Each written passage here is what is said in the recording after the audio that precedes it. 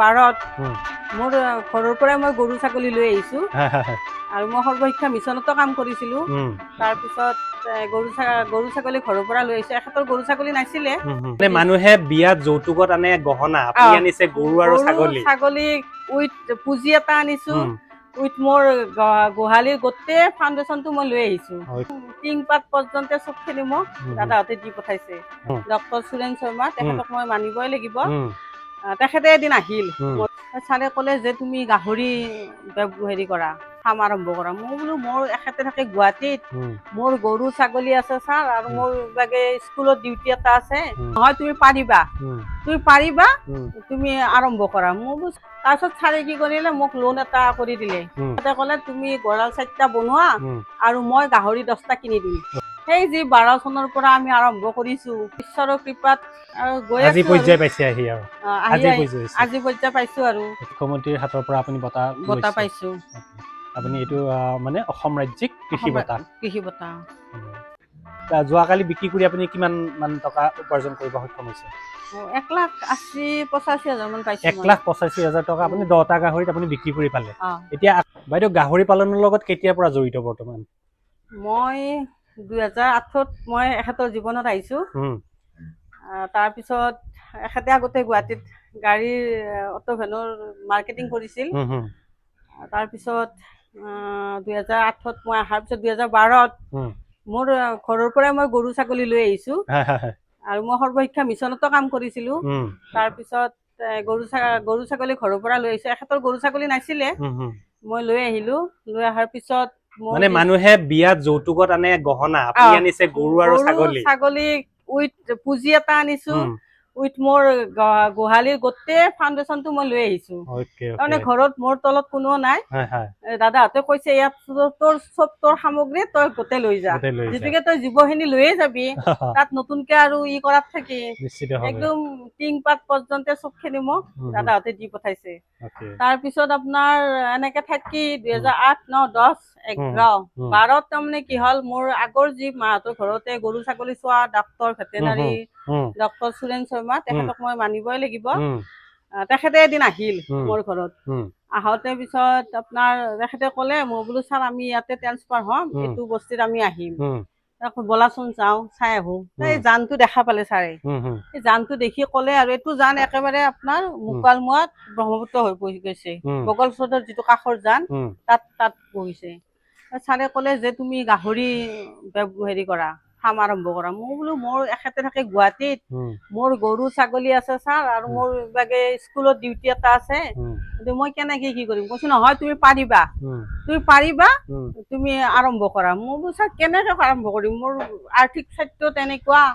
তাৰপিছত ছাৰে কি কৰিলে, মোক লোন এটা কৰি দিলে, 1 লাখ টকা লোন এটা কৰি দিলে। তেখেতে ক'লে তুমি গঁৰাল 4টা বনোৱা আৰু মই গাহৰি 10টা কিনি দিম। তাৰপিছত তেখেতে মই গঁৰালটো বনালো, বনাই তেখেতে 10টা গাহৰি কিনি দিলে। এখেতে নাহে। তাৰপিছত এখেতক সদায় ফোন কৰে, নিবাৰ কষ্ট হৈছে, আপুনি আহক, ইয়াতে আপোনাৰ ভাল হ'ব, অটো ভেনখন লৈ আহক। ময়ো ভেটেনাৰীৰ পৰা যি ভাড়া চাড়া পাওঁ ময়ো যোগাযোগটো কৰি দিম বাৰু, আহকচোন।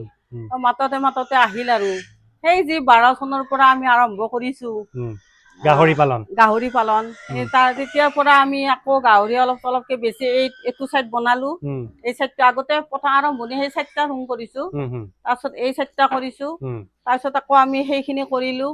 এনেকে আৰু ঈশ্বৰৰ কৃপাত আজি পৰ্যায় পাইছো আৰু। উন্নত জাতৰ যিসমূহ গাহৰি পালন কৰি আছে, কেনেকুৱা জাতৰ আপুনি গাহৰি পালন কৰি আছে বৰ্তমান? অক্সিয়াৰ, এফালে আপোনাৰ হেমচিয়াৰ, আকৌ এই দুটাই বেষ্ট আৰু এইকেইটাৰ মানে উপাৰ্জন বেছি নহয় জানো? উপাৰ্জন বেছি আৰু আমাৰ জলবায়ুৰ লগতো এডজাষ্ট হয়, সংপৃক্ত হৈ থাকিব পাৰে। আমাৰ গাহৰি পালক বিলাকৰ আমি বিভিন্ন ঠাইত যেতিয়া যাওঁ তেতিয়া সমস্যাৰ এটা সৃষ্টি হয় যে গাহৰি বিলাক বেমাৰত যথেষ্ট পৰিমাণে আক্ৰান্ত হয়। আপুনি 12 চনৰ পৰা আৰম্ভ কৰি এতিয়ালৈকে আৰম্ভ কৰি আছে বৰ্তমান পৰ্যায়লৈকে, কেনেকুৱা ধৰণৰ বেমাৰত গাহৰি বিলাক বিশেষভাৱে আক্ৰান্ত হয় আৰু আপুনি কেনেকুৱা ধৰণৰ সমস্যাত ভুগিছে? সমস্যাত কিন্তু তেনেকে একো ভোগা নাছিলো আমি। কৰোণাৰ পিছতে তাৰমানে আমাৰ স্বাইন ফিভাৰ হৈছিল, আমাৰ ওচৰৰ ফাৰ্মখনত হৈছিল এখনত। হোৱাৰ পিছত আমাৰো মোটামুটি 7টা গাভিনী গাহৰি মৰিছে আকৌ আপোনাৰ বাকী চেউৰি আহিছিল ভালেকেইটাও, সিহঁতক আমি ডক্তৰে আহি কেনে ক'লে যে এইবিলাক আপোনালোকে হেৰি কৰি দিয়ক, এইকেইটা মানে বেমাৰ নাখাওঁতে আপোনালোকে বিক্ৰী কৰি দিয়ক। তাৰ পিছৰ পৰা আমি মোটামুটি 1 বছৰমান আমি গেপ দিছো। গেপ দি আপুনি জুই ধৰিছো, ৱাল বিলাকত জুই ধৰিছো, তাৰপিছত পটাছ মাৰিছো, আকৌ ভেটেনাৰীৰ পৰা মেডিচিন দিছিল, সেই মেডিচিনটো আমি মাৰিছো। তাৰ পিছত আমি আকৌ ষ্টাৰ্ট দিছো। এইবাৰ ষ্টাৰ্ট দিয়াতে আমি মাত্ৰ 2জনী চেউৰি আনিছিলো, অকল 2জনী চেউৰি আনিছিলো, আৰু আমাৰ মতাটো আহিছিলে, তাৰ পৰা এইখিনি বাঢ়ি গৈছে। আৰু কোন জাতৰ গাহৰিয়ে বিশেষভাৱে আপোনালোকৰ উপাৰ্জনত যথেষ্ট পৰিমাণৰ অৰিহণা আগবঢ়ায়? এই দুটা জাতৰে। ইহঁতৰ বাচ্চাও তাৰমানে ইহঁতে ইমান মানে মৰমেৰে ৰাখে, আদৰ কৰি ৰাখে, তাৰমানে বাচ্চাও ক'ৰবাত যেন তাৰমানে ক'ৰবাত কিবা লাগিব, ঠিক তেনেকে তাৰমানে। এই তাৰমানে যোৱাবাৰো আমাক 12টা চানা দিছে, এই 3 নম্বৰ পিয়ন, তাৰে আগত দিছে আমাক 15টা দিছে, তাৰে আগত 15টা দিছে। তাৰমানে ইমান সচেতন, তাৰমানে মানে ক'তো এটা একো হ'ব নিদিয়ে আৰু। এতিয়া কওকচোন, আপোনাৰ খাদ্য কেনেকুৱা ধৰণৰ খাদ্য আপোনালোকে দিয়ে? খাদ্য আমি গাভিনীজনীক আমি ফিডটো দিওঁ, কমাৰ্চিয়েল যিটো ফিড, আমাৰ কমাৰ্চিয়েল ফিডটো দিয়ে, কমাৰ্চিয়েল ফিডটো দিওঁ গাভিনীজনীক। আৰু প্ৰাকৃতিক খাদ্য কিবা দিব লগা হয় নেকি? প্ৰাকৃতিক খাদ্য দিব লগা নহয়, কচু বা এনেকুৱা ধৰণৰ আমি নিদিওঁ, কিন্তু কেতিয়াবা দেও, কিন্তু নিদিয়া নহয়। মানে এইটো কওকচোন যে প্ৰাকৃতিক খাদ্য আৰু আমাৰ কৃত্ৰিম খাদ্যৰ ভিতৰত কৃত্ৰিম খাদ্য দিলে যথেষ্ট পৰিমাণৰ বডি ৱেইটটো বাঢ়ি যায়, নহয়? বডি ৱেইটটো বাঢ়ি যায়, কিন্তু প্ৰাকৃতিক খাদ্যটো দিলেও কিন্তু বেয়া নহয়, আইৰণটো বেছি ভালকে পায়। ধৰক কচু যদি আমি উহাই দিওঁ, তাতে অলপ যদি মানে চাউল দিওঁ, বা অলপমান দালি দিওঁ, বা কলগছৰ অলপমান কুটি কেনে দি দিওঁ, এনেকে যদি মিক্স কৰি পেক কৰি যদি বনাও, সেইটো মানে বেছি সিহঁতৰ শৰীৰৰ কাৰণে কিন্তু খুবেই ভাল। আপুনি সমস্যা কি পাইছে আৰু ইয়াৰ সমাধান কেনেকে কৰিছে? কি সমস্যা পাইছে আপুনি? গাহৰি পালনত কিবা সমস্যা পাইছে নেকি আপুনি? সমস্যা এতিয়া ভাবি চালি কিন্তু সমস্যা নাই, কিন্তু আৰ্থিক চাইডেদি কিয় সমস্যা হয়, ধৰক আমি যদি দানাটো যদি নিজেও প্ৰস্তুত কৰিব নোৱাৰো, ধৰক আমি হোটেল দানাও নাপাওঁ, চব যদি কমাৰ্চিয়েল যদি ফিডটো আমি খুৱাব লাগে, তেতিয়াহ'লে সাংঘাতিক সমস্যাই হৈ যায়। খাদ্যৰ ক্ষেত্ৰত অলপ প্ৰব্লেম আছে অলপমান। এতিয়া আপুনি সমস্যা থাকিলেওতো আপুনি 12 চনৰ পৰা আপুনি কামটো কৰি আছে, কিন্তু ইয়াত যথেষ্ট উপাৰ্জনো আছে। গতিকে আপুনি এতিয়া আমাৰ পালকসকলে কেতিয়াবা বেমাৰৰ কাৰণে হওক, কেতিয়াবা লোকচানৰ সন্মুখীন হয়, কিন্তু ইয়াৰ পৰা গাহৰি পালনৰ পৰা যথেষ্ট উপাৰ্জনো হয়। আপুনি যে 10টা গাহৰি যোৱাকালি বিক্ৰী কৰিছে, যোৱাকালি বিক্ৰী কৰি আপুনি কিমান মান টকা উপাৰ্জন কৰিব সক্ষম হৈছে? 1,80,85,000 মান পাইছো। 1,85,000 টকা আপুনি 10টা গাহৰিত আপুনি বিক্ৰী কৰি পালে। এতিয়া আকৌ ধৰক নেক্সট ষ্টেপটো আপুনি চলি যাব, নহয় জানো?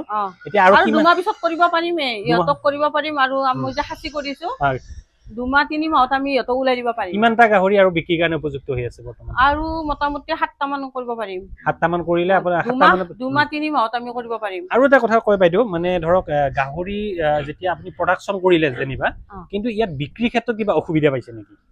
বিক্ৰীৰ ক্ষেত্ৰত এতিয়ালৈকে অসুবিধা পোৱা নাই। পোৱালিও নিয়ে, পোৱালিটো আজিকালিতো 4-5 বছৰৰ তলত নাপায়। 4-5 হাজাৰ টকাত আপুনি বিক্ৰী কৰিব পাৰে। তাৰপিছত আপুনি মাংসৰ কাৰণে আপুনি ডাঙৰ গাহৰি বিক্ৰী কৰিব পাৰে। আৰু বাকী পৰিষ্কাৰ পৰিচ্ছন্নতাৰ ওপৰত কি গুৰুত্ব দিব লাগে? পৰিষ্কাৰ পৰিচ্ছন্নতাটো লাগেই, খুবেই বেষ্ট সেইটো। তাৰমানে পৰিষ্কাৰ কৰি থাকিলে তাৰমানে বেমাৰ আজাৰ কম হয়। আৰু এইটো ঠিক, গৰুতকে কমকে লাগিব লাগে। গৰু এজনীৰ লগত 10জনী যদি আমি গৰু পুহো, দিনটো তাতে থাকিব লাগে। সিহঁতক দানা পানী সঘনাই দি থাকিব লাগিব, গোবৰ পেলাই থাকিব লাগিব। কিন্তু গাহৰিৰ ক্ষেত্ৰত সেইটো বহুত ডিফাৰেঞ্চ আছে। গাহৰিৰ ক্ষেত্ৰত ৰাতিপুৱা আমি আহিলো, আহি প্ৰথম চালো কোনে কেনেকে কি কৰি আছে, বা কোনোবাজনী কিবা এটা অসুবিধা পাইছে নেকি। ৰাতিপুৱা এনে এটা আমি ৰাউণ্ডি যাওঁ, ৰাউণ্ডি যায়। তাৰ পিছত আমি আকৌ মানে ঘৰুৱা কাম খিনি কৰি, তাৰপিছত সিহঁতক চাফ চিকুণ কৰো, কৰি দানা দিওঁ। আকৌ পিছবেলা আহো, অতিপাত গৰম হলে মাজতে আহি পানী মাৰি দিওঁ অলপমান। এই সেটটো বনাওঁতে আপোনাৰ কিমান মান টকা খৰচ হৈছিলে বাৰু? এইটো সেট, প্ৰথম সেটটো বনাওঁতে 25,000 মান টকা গৈছে। আৰু সেই 4টা ৰুম বনাওঁতে এইটো বনাওঁতে অলপ খৰচ হৈছে, কাৰণ মানে সময়ৰ ডিফাৰেঞ্চ আছে না, বস্তুৰ দাম বাঢ়িয়ে থাকে আমাৰ, বছৰে বছৰে বস্তুৰ দাম বাঢ়ি থাকে। এইটো বনাওঁতে অলপ তাতকৈ বেছি গৈছে, সেইটো বনাওঁতে আৰু তাতকৈ বেছি গৈছে। ভৱিষ্যতে আপুনি গাহৰি পালনৰ যোগেদি আপুনি নিশ্চিতভাৱে এতিয়া বৰ্তমানতো স্বাৱলম্বী হৈছে, ভৱিষ্যতে আপুনি এই গাহৰি পালনৰ লগতে আৰু কি পশুপালনৰ আৰু কি কি কৰিম বুলি ভাবি আছে? পশুপালনৰ মই লোনত এপ্লাই কৰিছো, মুদ্ৰা লোনৰ। যদি সেইখিনি পাওঁ, তাৰমানে মোৰ ছাগলী মোৰতো আগৰে আহিছিলে, মই কৈছোয়ে। মোৰ এটা ছাগলীৰ পৰাই মই তাৰমানে ইয়াতে আহোতে মই 9জনী ছাগলী লৈ আহিছো লগত।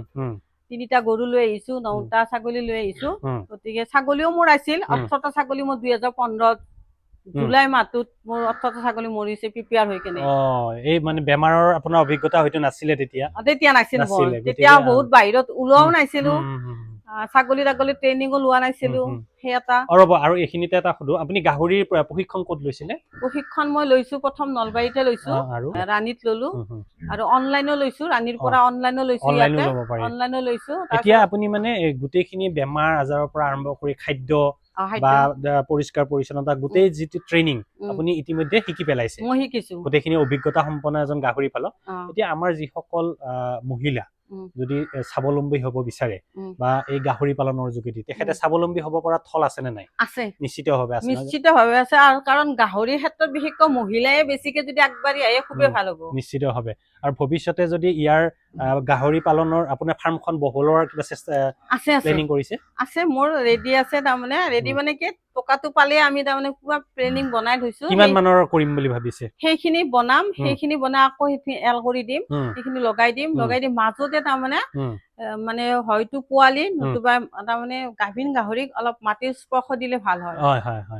মানে মাটিত ৰখাৰ কাৰণে আমি এটা চেষ্টা কৰিছো। আৰু টোটেল নাম্বাৰ কিমান, মানে ধৰক কিমান মান সংখ্যা আপুনি কৰিম বুলি 200 মান কৰিম বুলি ভাবিছো। 200 মানৰ ভিতৰত আপুনি গাহৰি পালনৰ এই ফাৰ্মখন মানে বহলোৱাৰ মানে চেষ্টা কৰিছো, আৰু টাৰ্গেট ৰাখিছো আৰু 200 মান কৰিম। আৰু আমাৰ যিসকল যুৱক যুৱতী যদি আহিব বিচাৰে, যে ফাৰ্ম কৰিব বিচাৰে, তেওঁলোকক আপুনি ইমান দিনৰ অভিজ্ঞতা সম্পন্ন এজন মহিলা হিচাপে কি উপদেশ দিব বিচাৰে আপুনি?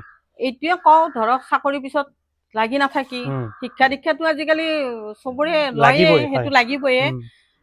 চাকৰিৰ পিছত ধৰক মই লৈ আছো, ইণ্টাৰভিউ দি আছো, এপ্লাই কৰি আছো, সেইটোত নালাগি অন্তত খাদ্যতে 2টা গাহৰি কিনি হলেও তাৰমানে আৰম্ভ কৰিব পাৰে। নিশ্চিতভাৱে এইটো তেখেতে সাইড বিজনেছ হিচাপেও ল'ব পাৰে, পিছৰ ফালে যেতিয়া সংখ্যা বাঢ়ি যাব তাক মুখ্য বিজনেছ হিচাপে ল'ব পাৰিব। আৰু পিছৰ পিনে বাঢ়ি গলে তেওঁ যে চাকৰি কৰিব, চাকৰি পিনে মনে নাযাব।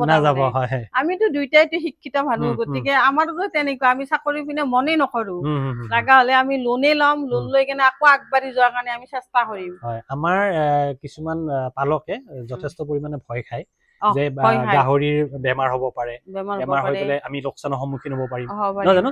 অভিজ্ঞতা হলে ইহঁতৰ যদি নিয়মিতভাৱে ইয়াক যদি আপোনাৰ প্ৰতিষেধক প্ৰদান কৰে, খাদ্য প্ৰদান কৰে, বা ইয়াৰ যদি পৰিষ্কাৰ পৰিচ্ছন্নতা কৰে, যথেষ্ট পৰিমাণে উপাৰ্জনৰ ইয়াৰ হেৰি আছে, নহয় জানো? জীৱ মাত্ৰে বেমাৰ হয়, মানুহৰে বেমাৰ হয়। কৰোনাৰ ক্ষেত্ৰতে আমি কিমান ডাঙৰ ডাঙৰ মানুহক হেৰাইছো, ভিতালী দাস, কিমান ডাঙৰ টকা পইচা থকা মানুহ, তেওঁলোককে আমি হেৰাইছো। আৰু আমি এই জীৱ চাৰিঠেঙীয়া জীৱনো কি আৰু ভাবি চালি। গতিকে ময়ো নাৰ্ভাছ হৈছিলো যেতিয়া মোৰ ইমানটা গাহৰি মৰি গৈছিল, তেতিয়া মই খুবেই নাৰ্ভাছ হৈছিলো। এতিয়াতো মৰ্টেলিটি একেবাৰে কম, নহয় জানো? মানে এতিয়া নমৰে, কাৰণ আপুনি গোটেইখিনি গম পাই গৈছে। ইয়াৰ মানে কিবা এটা বেমাৰৰ কিবা সংকেত পালে আপুনি গম পাই যাও, নহয় জানো? গতিকে দানা খোৱা নাই, গাটো গৰম, কাণ দুখন লাৰি চাও, পিঠিত হাত দি চাও যে এই আজি দানা কিয় খোৱা নাই, কিয় শুই আছে, উঠাই দিও, কিয় বা খোৱা নাই দানা। ঠিক তেনেকে এটা নিজকে প্ৰশ্ন কৰি কেনে সিহঁতক চাও আমি। এতিয়া আপোনাৰ পৰিয়ালটো এই গাহৰি পালনৰ যোগেদিয়ে চলি আছে? আমি চবখিনি বেমাৰ আজাৰ, বিবাহ সমাৰ গোটেইখিনি আমি ইনকামৰ ৰাস্তা আমাৰ এইটোৱে। আৰু ভৱিষ্যতে ইয়াৰ মানে পৰিসৰ যাতে বৃদ্ধি হয় তাৰ কাৰণে চেষ্টা চলাই আছে। গতিকে ধন্যবাদ বাইদেউ, আপোনাক ধন্যবাদ জনাইছো। Thank U.